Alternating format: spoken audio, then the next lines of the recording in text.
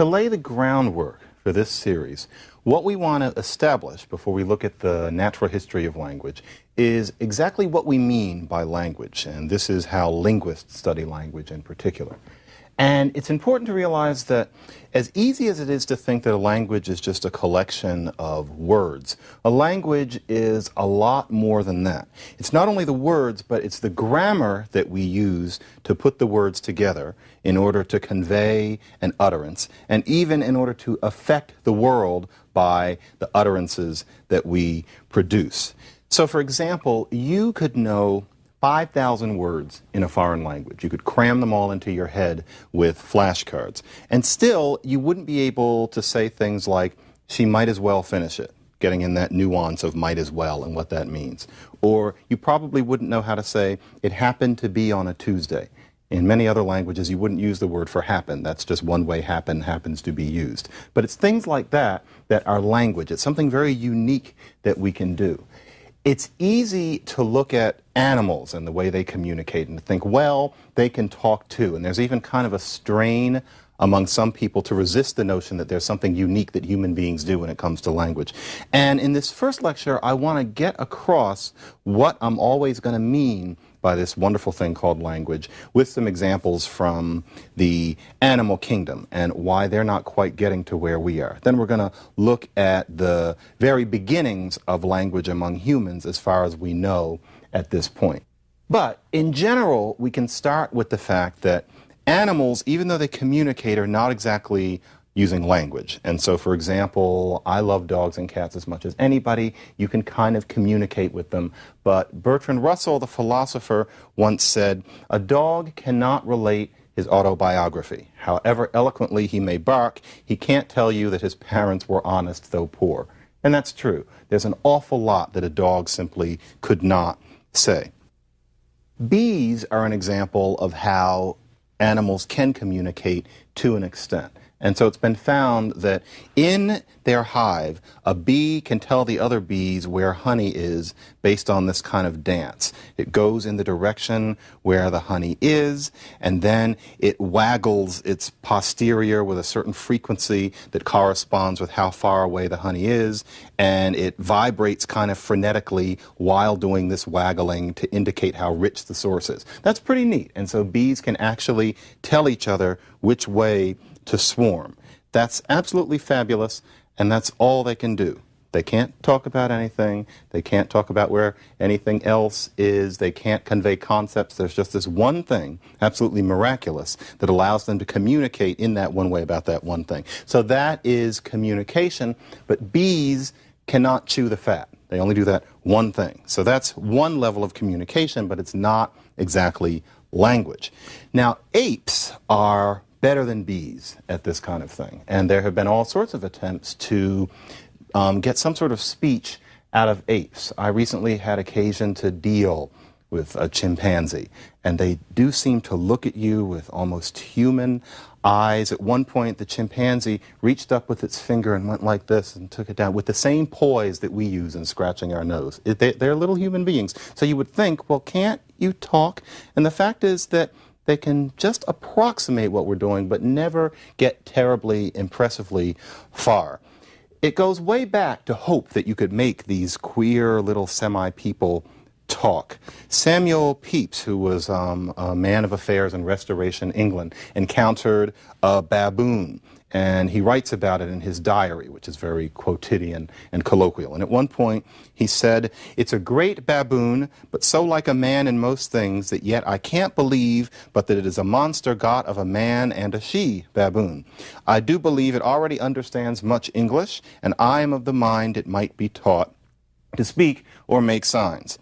So, people have tried to teach apes how to talk, and it doesn't really get too far. In 1909, there was a little chimpanzee, and it learned to say mama, and that was it. Then in 1916, there was an orangutan, and it learned how to say papa and cup, and that was as far as he got. Then in the 1940s, there was a chimpanzee that could say papa, mama, cup, and up referring to it wanting to be picked up. But it never got any more words than that. That's not language, that's communication. So parental units, cup probably with something good in it, and being picked up, but that was it. That's different from talking about how you saw a strange-looking piece of fish and ate it and it made you sick, or something like that. So they only went so far. Now, there have been times when things went a little further, and there's a large literature about this. Washoe, the chimpanzee, 1966. Washoe was taken when she was about a year old, and after about 3 months, she started being able to sign. And Washoe was in the company of people who really wanted to see how far we could take in teaching these creatures to sign, because one suspects that there's something about their vocal apparatus that keeps them from being able to do this, but maybe they could do it with their hands, because humans, of course, have sign languages, which are very much full, nuanced languages. So by the time Washoe was 4, she had 132 signs, and that's pretty darn good. And she was taught open by opening a door, and then she could mentally extend that to, say, taking a lid off of something or taking a lid off of a pot, which is a kind of an advanced cognition to think of both of those things as opening. At one point, the big dramatic moment with Washoe was there was a pond somewhere in New York City, and a swan went by, and Washoe pointed at it and with her hands said, "Water bird." Now, that's pretty darn good. She knew water and she knew bird, and then she called this thing something. Now, even if maybe she was saying that that bird is in the water, that's pretty good for something that's not supposed to be able to talk. And also that Washoe pointed this out on her own, and so nobody said, there's this thing, what is it? It's just that all of a sudden she pointed and said it. So Washoe was pretty interesting. And there have been other cases of apes that learned something kind of like language. But there are limits. For example, they are inconsistent. It's one thing to talk about water bird or things like me, you, out, which Washoe would say to indicate let's go out. The thing is that actually, generally, if there are 2 or more words at a time, then apes will understand most of the time, but not all. They misunderstand a lot more than even a small child would. So it seems that it can only penetrate so far for them. Then there's the issue of, are they understanding grammar or are they going from context? So for example, you can say, put the sour cream in the cooler.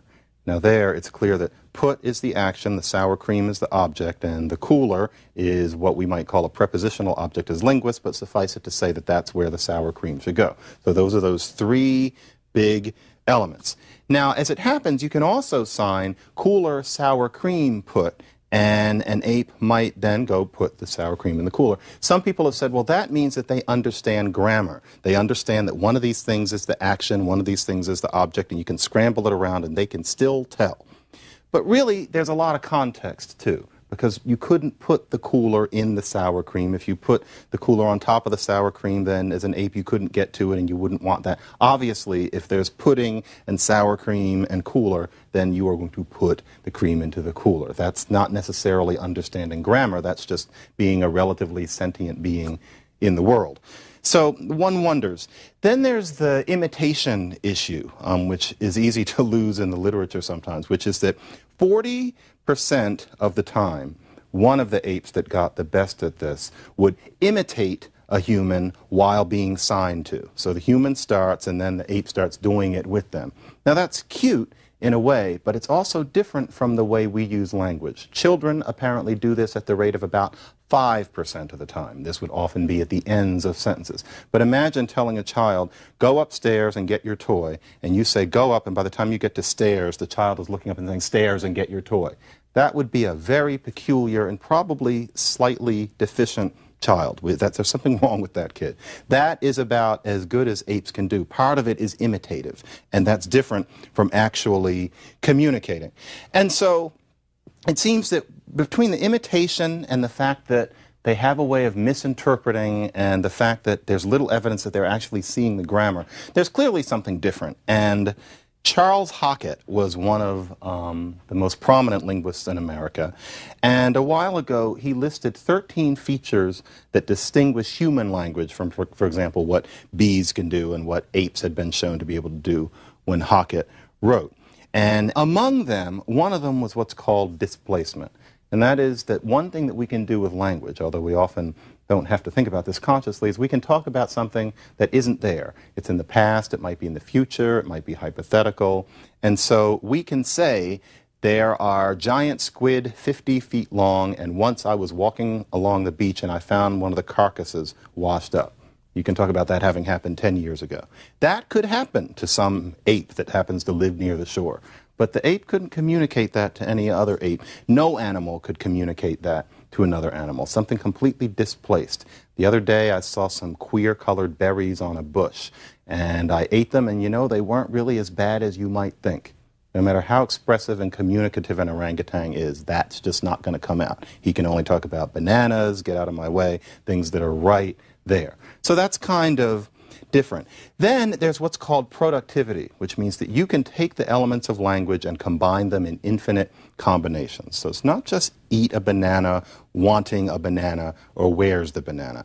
It's all sorts of things about the banana. The banana tastes good. The banana is broken. I'm going to break this banana so that I can fit it into the cooler, etc. This sort of what's called productivity is a hallmark of what we're doing. And this is not something that animals are so good at.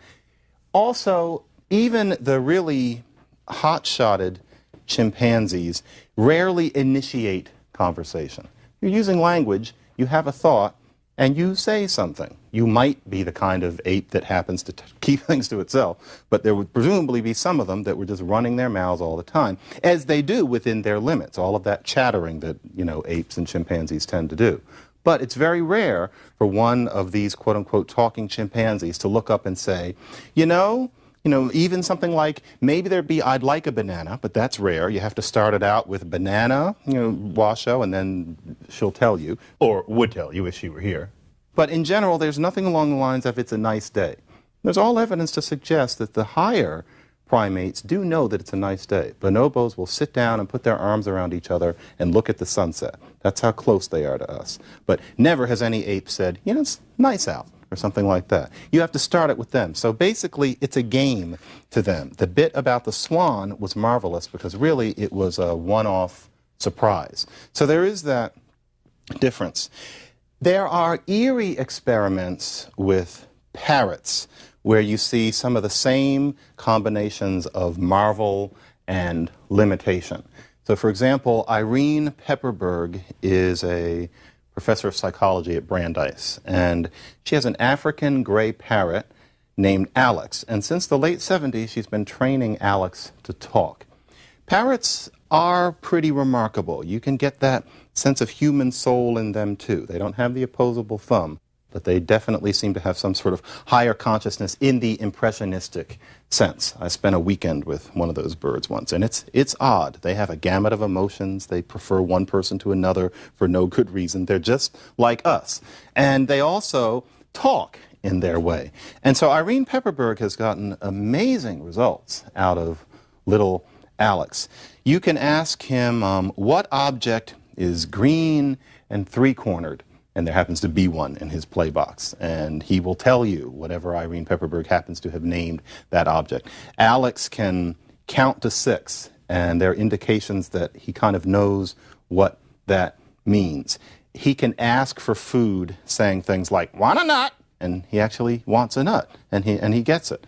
And he actually can spell a bit, because Irene Pepperberg has taught him how to break things down into sounds. And he gets impatient. And so at one point, she was showing him to researchers and she was asking him questions about naming sounds, but he wanted a nut. And so finally, apparently, he slit his eyes and said, want a nut and a t.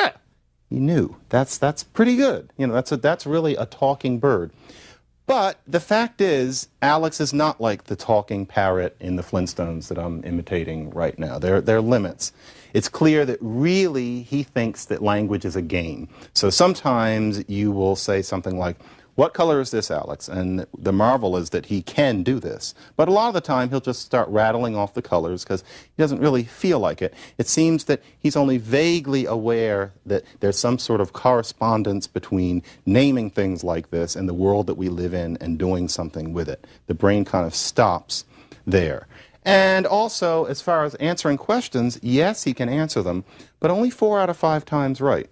What about the other 5? Now, if that were a human being, we would assume there was something seriously wrong. And he's a very well-behaved bird, too. It's just that it seems that what we've taught Alex to do is kind of a party trick. It's a game. It's not a mode of expression. So Irene Pepperberg has done wonderful work with Alex, but it's very hard to say that Alex is really holding conversations, that Alex is experiencing language like us. And what it really all comes down to is that there are no apes that sign in the wild in any way. Presumably they wouldn't use our signs, but they don't have any of their own. If this was something that was natural, then presumably they'd do it. Parrots are not running around talking to each other in the wild. They don't communicate with each other on any level higher than any other bird, screaming and yelling and beaking and all the things that they do. So we can get them to do this, but clearly we're kind of pushing their limits, and really a lot of them clearly would rather not. That's not their nature, and it clearly is ours. So there's something very different. And to pull the camera back, thinking about what the bees do, thinking about if we can get beyond the understandable sentiment, what our dogs and cats cannot do, what even these almost human beings with, in some cases, DNA 98.5% of ours cannot do, what Alex the parrot cannot do. And we see that what we're doing is light years beyond what even the best of them can do. That is what we mean by language, and that's what every human being, for the most part, does, and does very well, despite the fact that language is very complicated. So it's often been wondered, when did human language arise of this kind? There's grunting, and then there's, many people would say there was a kind of half language, but when did this thing that I'm doing now start? And it's often been thought that Homo sapiens is defined partly by this ability to use complex language, that this is actually more central to what being human is than we might think. It's been thought that probably Cro-Magnon men spoke, and many would say that Neanderthals could just grunt. And for a while, there was an interesting theory that got a certain amount of attention, and justifiably, by Philip Lieberman, who is in the Cognitive and Linguistic Science Department at Brown. And Lieberman had the idea that human larynxes sit lower in our throat than in animals, and that this allows our oral cavity, like from the side, to be longer, and that that's what allows us to speak in a sophisticated way in terms of sound production and making a wide range of vowels and consonants. And what made him say that was because apes have higher larynxes, just like dogs do, just like tiny children do, and they can't talk yet, and Neanderthal larynxes can be shown to have been higher. And so it seems that the larynx came down and allowed us to be able to make this kind of sophisticated sound, and even at the expense of danger. If you think about it, if you have a dog, never does a dog start choking on its food. You know, and dogs are messy, impulsive little creatures, knocking vases over and stuff. But one thing they don't do, no matter how happy they are, is they wolf that food up. There's no such thing as having to bang your dog on the back and give it the Heimlich maneuver. They don't do that because the larynx is up, so the food slides past the larynx. With us, the reason that's a danger is because our larynx is lower. We swallow the food, it might go down the right pipe, wrong pipe, and we could die. And apparently, it could be said that the reason that happened was because it allows us to speak, which would assist us in thriving as a species. The fact is that the Lieberman hypothesis, it's one of those things that's so pleasant, you want that to be true. I'm not sure it is based on evidence that has come up since. And one of the most difficult things is that the larynx only lowers starting in puberty. And no, infants can't talk, but certainly 8-year-old boys can. And so that suggests that the larynx couldn't be the whole story. And then there's some other things. It's not absolutely sure that the Neanderthals' larynxes were that low. That's the kind of thing that you really only get certain suggestions of in a skeleton as opposed to a corpse. And there are other things that suggest that maybe that idea might not be as promising as was once thought. But you find it often in the literature, and it is interesting. But nowadays, there are other ideas as to when language might have started.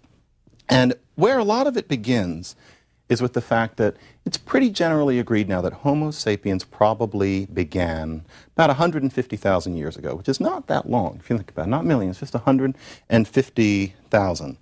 And many have said that there's a kind of a big bang just 50,000 years ago. If you follow up on this subject, you'll find this again and again. That 50,000 years ago, suddenly there is the kind of art that suggests some sort of conceptual sophistication and all sorts of developments that you find that suggest that there was some sort of leap from quote-unquote caveman to what we are today.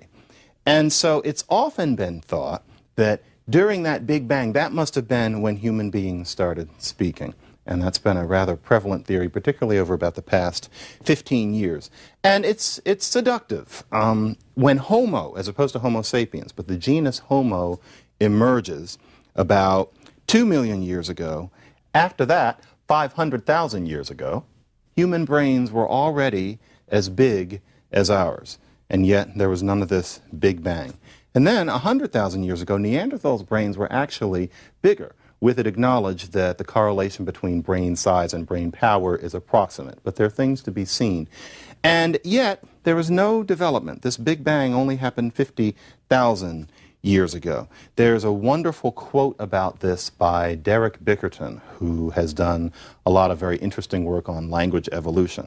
And he notices that there are remains of humans found in caves in Zhukoodian, China. And it starts at 500,000 years ago and goes to 200,000 years ago, and there's no development. And so the way he describes it is they sat for 0.3 million years in the drafty, smoky caves of Zhukoodian, cooking bats over smoldering embers and waiting for the caves to fill up with their own garbage. And that is what they did. And there was certainly a kind of nobility about that, but still, that's not the Big Bang. They give no evidence of being as sharp and self-destructive as we are. And so many people have thought, well, there must be this mutation that happened around 50,000 years ago. Now, you're going to keep reading that, I'm sure, because 50,000 sits well in the memory. And at this point, there are people who have their careers hinging on this 50,000. I think that the evidence for that is falling apart. It's not that the idea is wrong, but it's just that it's a little less dramatic. A lot of evidence suggests that humans were sophisticated in the sense that we were long before 50,000 years ago. And to give a sense that this is not just idle dates, remember, 150,000 years ago, that's when the species arose. So that's our benchmark. And then here we are. So it's been said that the Big Bang is about here.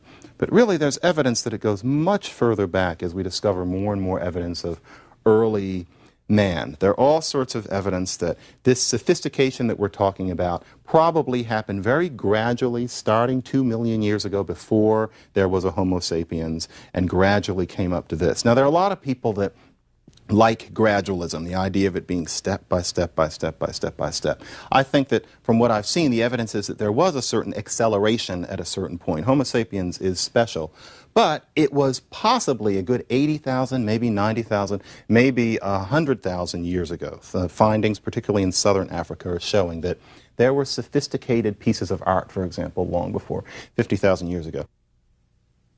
The bit about 50,000 years ago has always surprised me, actually, because if you just do a little bit of rooting around in the field of human evolution, you find that it's generally supposed that humans reached Australia and New Guinea 70,000 years ago. At this point now, I would say at least.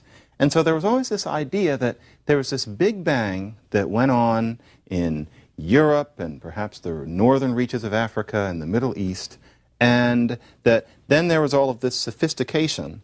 But then, on the other hand, all the people involved, any reputable social scientist would say that all humans now are the exact same species, same genetic specifications except for small flutter at the edges. And that is what people genuinely believe.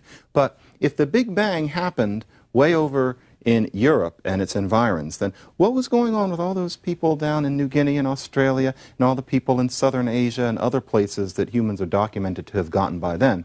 And the answer until then for many people is just diffusion. And diffusion is often a kind of a weasel word in many fields in social science, including in this one, linguistics. How would it have diffused? And diffusion also seems to often indicate dilution. How would this perfect equal degree of sophistication have gotten all over the world? It never seemed to quite make sense.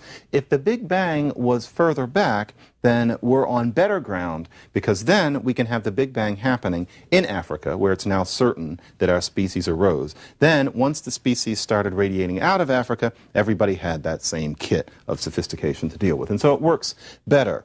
There is a wonderful new book, which is called The Real Eve, Modern Man's Journey Out of Africa, which is one of the books on this topic which is more readable than many. With many of the books on this, you start to get bogged down in genes with names and plateaus of Iran. This one actually keeps you going for the most part, and it's cutting edge. I highly recommend it. The title, The Real Eve, is unfortunate because that and the cover make it look like it's about something very different. But it's a nice one. And in any case, it seems that human language most likely emerged in Africa, and probably with the emergence of Homo sapiens, possibly earlier species of Homo. And there is support for this in that there is a gene called the FOXP2 gene, and it seems to trace back 100,000 years, which is pretty nice, and it's long before that 50,000 year mark that the Big Bang people specify as being the birth of language.